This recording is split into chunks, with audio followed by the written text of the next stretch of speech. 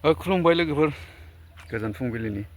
आं मोनसे आपडेट लाना फैदों आरो जोंना मैदोम फंबाया माने सासे आदा आरो बाजै नङा होमबा दा बिथांमोना मारै जालायदों फैसा दाहारनि थाखाय आरोना दा फैसा दाहारनि थाखाय फैसा बै हिनजावनाव लानायनि थाखायनो माने बै बिसि गिबिखौ गारहां जानानै गदायखौ लानो नागिरदों नालाय दा जोंना जाखिनि मैदोम फंबाय माने दा मस्ट फेमास नङा होमबा बिथाङा माने एसे हमनानै मोनदों दा बिथाङा समाधान खालामनानै होबाय आरोना दा दाहारखौबो हरफिनगोन साननै सानथामनि उनाव आरो बिसि गिबिजों थाफिनसिगोन आरोना जोंना बै आदाया आरोना दा थिगैनो दं बेबायदि मा होनो समाधान खालामलायबानो जायो नङा होमबा दा आं बेखौ जोबोद गोजोनदों नोंथांमोना नायलां एसे आं क्लिपखौ होना होगोन बेनोसै आरोना जोंना बेबायदिनो एसे थुलुंगा होलायलायनांगौ नङा होमबा समाधान खालामनांगौ बुनानै सोंख्रिनानैथ' जाया नङा होमबा बेबायदिनो बुजायनाय रायलायनाय बेलायावसो जायो नङा होमबा लोगोफोर नोंथांमोना नायलांदो एसेबाबो आं होना होगोन आरोना होमबा एसेनोसै दे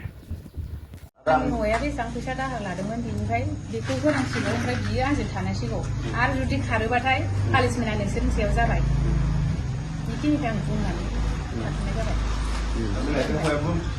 दा नों मा होननो सानो नैबे हिनजावनावहाय नोङो बेसेबां फैसा दाहार लानायमोन जेन'बा आंनिफ्राय दाहारा बेखौ बुंलायबाय दे लादों बेखौ आं होसिगोन औ माब्ला होगोन नोङो माने आंबो मोनसे थारिख लाबाय औ सानबेसे थारिख लादों डाइरेक्ट खोन्थानाखा साननै सानथाम औ औ सिगांनि गेदेरजोंनो थारमाने नैबेयो जाहैबाय नोंनि हिनजाव गेदेर ओमफ्राय नैबेयो जाहैबाय नोंनि हिनजाव गदाय दायो थारमाने बेजों रिलेसन माने खतम खालामाखै नों दा बेजों रिलेसनाव दंमोन बा बेजों थादोंमोन नङा होमबा दायो दा मा नोंनि हिनजावजों नोंनि हिनजाव गिबिजों नोङो दा मोजां संसार जागोन ना जाया जुदि जायाब्ला मा खालामनांगौ नोंखौ औ रायजो गामि मा नाम गामिया मा गामि नोंना सिमला बेतबारि मा गामि मा थाना बुंदों नोंनि नाम थाना सिमला आच्छा दायो नों